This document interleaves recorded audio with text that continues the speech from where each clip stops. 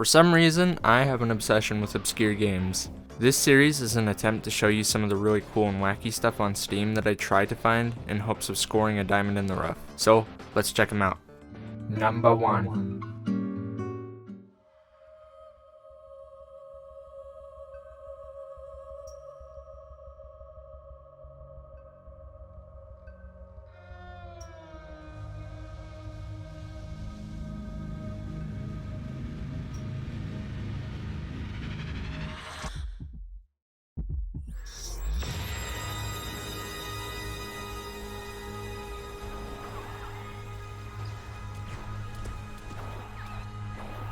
Hyperdemon is an FPS like no other, a pearl of lightning, a dream from the future, a drop of poison, a swan song. The faster you slay demons, the harder the game and the higher your score. There is an end, will you see it?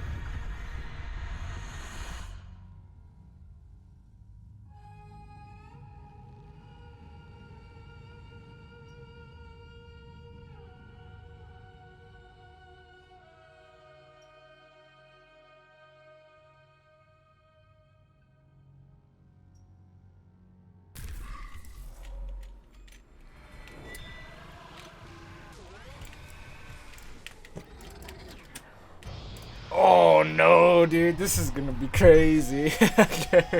Hyperdemon is a game somewhat similar to later Doom games and Quake. It is an arena shooter with the goal of bouncing between enemies and destroying them as fast as possible. The way it sets itself apart almost reminds me of being the fighting game of shooters. When you open up Hyperdemon, it has tutorials on how to deal with specific enemies in the game. Dude, it's the fighting game of shooters, what the fuck? This is information that is essential to making progress in the game, unlike Doom where you can mostly just shoot and kill depending on the difficulty you choose. The way that progress is made is a combination of the amount of enemies killed and the rate at which you are able to kill them. You begin with a clock counting downward, and in order to add time to the clock, you must be able to kill the enemies in the quickest ways with the mechanics presented. A gimmick that the game also gives is a form of 360 vision. When there is an enemy behind you, it shows you a red outline of where they are at. Because of this mechanic, it allows you to have complete awareness of enemies around you at all times. You can even play with 180 FOV, which to me is literally impossible unless you really have that Quake Pro gene in you. That is crazy to play in a 180, holy shit. Hyperdemon is a game definitely made for the hardcore Doom and Quake fans of this specific formula.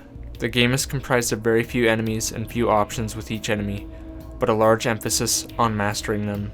I really love the specific type of art style it has that you will probably see in other games I present, as well as the sound design being made extremely well.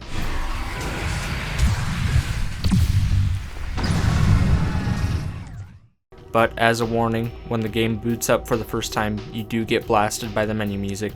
It is one of those kind of games.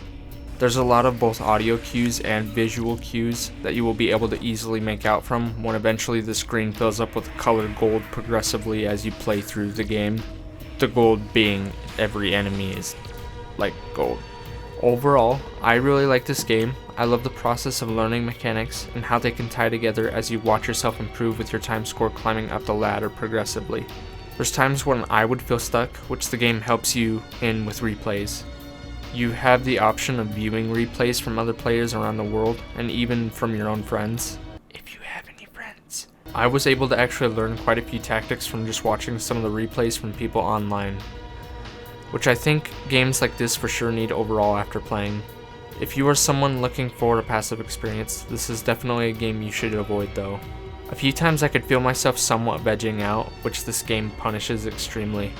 It demands constant attention and mindful play from you, and needs you to never slack and respect every single thing it throws your way.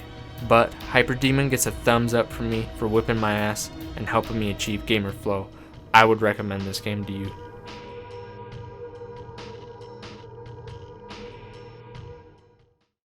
Number 2. Porridge, Nicolay, and his friends are preparing for a final computer science exam. What could go wrong? This has 3 reviews. Who's hiding again at far side of the class? Narrator. You join Nicolay Porridge to prepare for exams. Why you do want to send this lunatic with me? Order Road is a visual novel that is improperly tagged, a big mess, and makes way too many poop jokes. There is the working code for what you asked. Why I do smell poo. This stinks and hurts my nose like a just sharpened knife. That's me. I just pooped into my pants. Pass me a keyboard. I need to make a new blog entry and post it on the global net. You know, I think that's enough of that chapter. I liked the game's visual style from the trailer and the screenshots, but this was a case of the book cover looking interesting when inside it was a really uninteresting novel. Yes, it is a novel too, let me tell you. I really enjoyed a small shooting minigame that does become tedious after a bit, but the rest was really rough. The game really needs quality of life changes, like actually being able to pause a minigame over being able to pause a visual novel portion. I don't know why you can pause the visual novel portion, but you can't pause the minigames. It makes you exit the game. It doesn't make any sense. I do want to keep this review short because I think this game fails in a lot of aspects, if not all aspects, even the visual novel one. I think it tries to make a lot of meta jokes, even with its own development, but the poor translation, it's just a mess. I wouldn't even mess with it. Mastery of the blade is mere a tiny steeping stone for that. This one gets a big poop in the mouth from me, and a thumbs down. You are a stupid dog. You would poo in my wonderful open mouth at the very first opportunity. Dude, I'm sorry, the visual novels are not it. Number 3.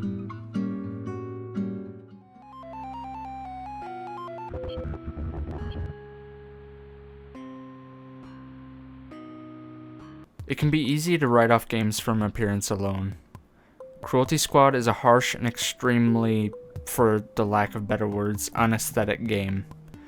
The color palette is usually extremely bright or dark and doesn't make much of any sense. The dialogue is broken and the mechanics are presented in a very non-intuitive way. This is one of the first games I've played where it not making sense actually makes sense. Let me attempt to explain. I'm probably going to end up looking like that meme that has the lady with graphs all around her head, but I will not let that keep me from trying. Cruelty Squad is placed in a world where capitalism is left unchecked and ramped up to the absolute max. You play as a grunt hitman for a company named Cruelty Squad, which hires you to complete hits that they assign you to in order to push their own agenda. Initially, the game seems very straightforward. You go do missions, get money, on to the next mission. When I first played this, I would ask questions such as, wait, there's a stock market? Why can't I pick up organs from people I killed? Let me tell you, that initial confusion still hasn't necessarily went away from after playing for about 15 hours or so, but I feel as though the criticisms of pure capitalism begin to make sense to me from experiencing the numbness of playing through this game now twice, once through in the alpha stage and once through on the official release. I spent a majority of my time on the second time playing through trying to figure out how I could get money to unlock the major items. I, funnily enough, still haven't unlocked most of them, but I was able to get some of the items such as the strongest armor from the menu, which has no immediately apparent downsides. And I also got the item that turns your intestines into a grappling hook. A lot of the money being made in the game is in the stock market system, which you are able to manipulate if you pay attention to the mission briefing and you put your money into companies that are going to grow from it and avoid companies that are going to perish. The payout of each mission is so small that it doesn't even matter. Therefore, the best thing you can do is put them into stocks that are down in the game and hope that it'll climb. There's a major event in the game that I missed in order to make the most profit I could, but I was able to profit off of having a ton of shares on a fish that blew up massively after completing a mission. Yet, I still could not afford items that made an immense difference and could potentially shift the gameplay that I will probably never know. Cruelty Squad completely numbed me to the morality of why I would do something. There was one part where I began shooting down into a crowd because I could harvest their organs for profit, and afterwards realizing that it was probably not the most virtuous thing to do. Silly Cujo. I am such a quirky guy, just shooting into a mob of people. There's an immense amount of depth into this game, with different endings and a huge plethora of secrets to find in all of the missions, that I will probably never see because I just don't want to spend the time to really find them all out, honestly. I am a working man at the moment. It's really hard to spend time trying to find a bunch of different secrets. Fucking gamer probs, am I right, dude? I really like Cruelty Squad, and if you want to experience one of the strongest criticisms and satires of capitalism on the market, as well as play a game that's similar to Dishonored, having a child with System Shock 2, I highly recommend this game. It will not be for everyone. My friends despise this game, but if you haven't heard of it, I definitely think you should try it. Number 4.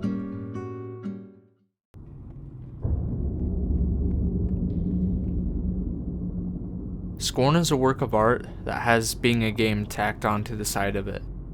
This game has really been through a roller coaster of coverage, from the marketing saying it's a survival horror, a huge development time, and everyone on YouTube saying it's dog shit. I think if Scorn had set different expectations for itself, it would have been received a lot better than it was on its release. Understanding the market, survival horror really seems to sell, so it would make sense for advertisement and gameplay to somewhat reflect that. But Scorn does not feel like a survival horror. It more so feels like a strong exploration and puzzle game, which the development should have leaned into, with enemies and combat underdeveloped, being where the game falls short. I remember one portion of the game being really low on resources and essentially having to run through a corridor of enemies, when I wish I could have been able to stop and admire a lot of the fleshy constructs I was surrounded in. To understand why this game had such a rough launch, it needs to be talked about from outside of the game itself.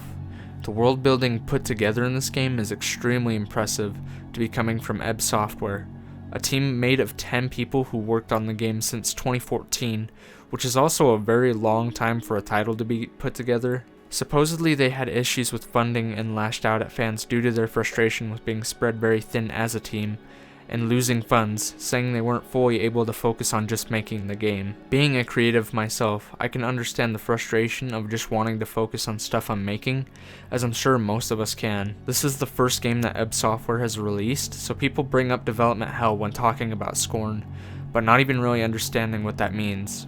Development hell comes from when later on, when you're creating something, things you created in the past begin to give you problems in the present. So you have to spend a lot of time going back to fix the mistakes you had made. By 2018, the game had been completely remade because of so many problems they ran into during the development. So, with all of that out there, I think the game could have succeeded more if the combat wasn't a part of it, and enemies just either didn't exist or were more easily avoidable. And that's not me being a game reviewer can't beat the tutorial. It was just more frustrating. Like, I didn't really struggle with the enemies at all. I just wanted to be able to admire the areas. The combat is extremely slow and becomes more irritating than fun because of the lack of supplies. There's a boss towards the end of the game that I ran around for like 20 minutes because I didn't fully understand the mechanics of the boss. Eventually something loses the horror element and just becomes frustrating when this happens. I became torn though because Scorn succeeds immensely in atmosphere. I really enjoyed the beginning half of the game a lot because I spent most of the time looking at stuff and being able to get lost in the environment. The story is told through the environment, so it gives incentive to really pay attention to your surroundings as you progress through Scorn and figuring out the puzzles. You can stop at any point in this game, take your hand off of the camera, and be staring at a piece of art on your screen. There's a few I found that are like genuinely good wallpaper material. To me, there's not many games that I can say that I'm able to do that with. I hope something we can take away from this game is seriously just how beautiful this dystopia is. Now, would I recommend it? I would only recommend Scorn if you are looking for a slow experience that is occasionally trying to shock the hell out of you, and you really dig the biomechanical type of art style. I would give it a thumbs up. If you get it on sale for the price of $40 that it sits at, I don't know if I can recommend this game, but 100% the advertising did this game dirty. If you're going into it, expect it to be kind of a slog for the most part. The combat is just really slow, and a lot of it is just very, very slow paced looking at the environment that they designed.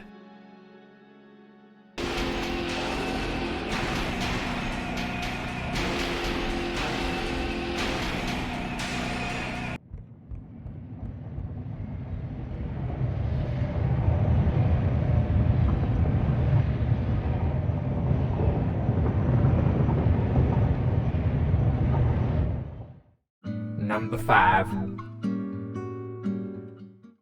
Uzumaki is one of my all-time favorite mangas and pieces of art that I came across shortly after I was out of high school. Oh, that's pretty spooky, spinny, twirly things. The artist's name who made Uzumaki is named Junji Ito, who has made tons of work all centered around horror and has made a niche for creating some of the most unique ideas for monsters and the unknown that I've ever came across. He's even made a piece centered around his cat terrorizing him, which has made him an out-of-the-box thinker when it comes to horror. But what if we took the horror and made an entire world? Boom! World of Horror. Yep, seamless segue. The game is called World of Horror. Yep. World of Horror captures the spirit of Junji Ito perfectly. Ironically, both the creator Panstaz and Junji have practiced dentistry. I think that information honestly just makes me more scared of the dentist. Can we talk about how Junji Ito hasn't even made a manga on dentistry yet? Instead, we need to make a shark with legs. That is still pretty scary actually, don't tell the Sharknado people this. World of Horror is a roguelike RPG that uses the storytelling of Junji Ito in a choose-your-own-adventure type of format, with all of the art for the game being made in MS Paint, of all things. Here's something I made in MS Paint. Just as good. Games like this always show that limited resources shouldn't take away, but rather make your art better because of the limitations. Even the music from the game was made in a digital audio workstation called Pixtone, which is a freeware low-fidelity music-making software that is focused on chiptune music. The soundtrack sounds amazing, and the battle themes are works of art in and of themselves.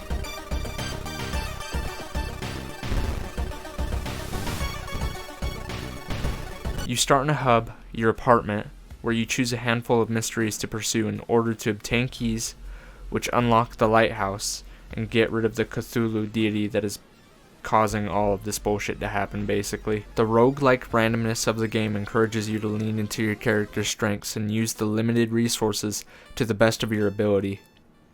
For some characters, the best thing you can do is just beat the hell out of all the monsters you run into, and some other characters do better from just running away or using spells provided from the eldritch knowledge you can obtain throughout mysteries. When you are progressing, random events tied to the areas in the game give you a choice on how to respond, with different options doing a check on each of the skills you have. Almost like Dungeons and Dragons, but for someone who is a masochist and probably doesn't like talking to people. What, do you got a problem with goblins too, racist? What's going on here? Each of the mysteries have different endings depending on what you do. If you take extra steps and are able to pay attention to the quotas of the mystery, you can get different endings. But ultimately this doesn't affect the entirety of the playthrough. Each mystery is self-contained, and you are sent back to the hub area to take a bath and then decide which one you should tackle next. The game's combat is turn-based, and you can queue up actions to take against the monster before it takes its own turn, letting you know what resource it's going to affect. Sometimes you can just kill monsters with spells you have because it doesn't consume your turn, but rather points from your character in some way, usually in health or in reason. This game has a lot behind it and isn't even fully released yet. I completely killed a spell run I had from a challenge by breaking my jaw, which made it so I couldn't cast spells in the middle of combat. I was pretty upset. I love it in its current state, and I would highly recommend it if the sound of a turn-based roguelike is intriguing to you. I think we tend to, as people, use excuses when it comes to making the best art that we can make. World of Horror will time and time again show you that you do not need the best, most expensive gear to make amazing things. Sometimes you just gotta make some heat with MS Paint and Pixtone. Maybe some Game Maker and bada boom bada bang, you got yourself a video game. Dude, those are fucking bars. Hello, it's Cujo, it's me. I'm not running with anything prepared, so yeah, this is the end of the video that I made. I spent a lot of time working on these comps, and I don't really know how I feel about the whole video. Other than that, it's long. It's like 20 minutes. If you would like more stuff like this, just let me know in the comments. I'd like to make something like this again. I might try doing other stuff in the future, but working on this was a lot of fun. And thank you for watching. You should think about giving me your subscription or your like. And goodbye.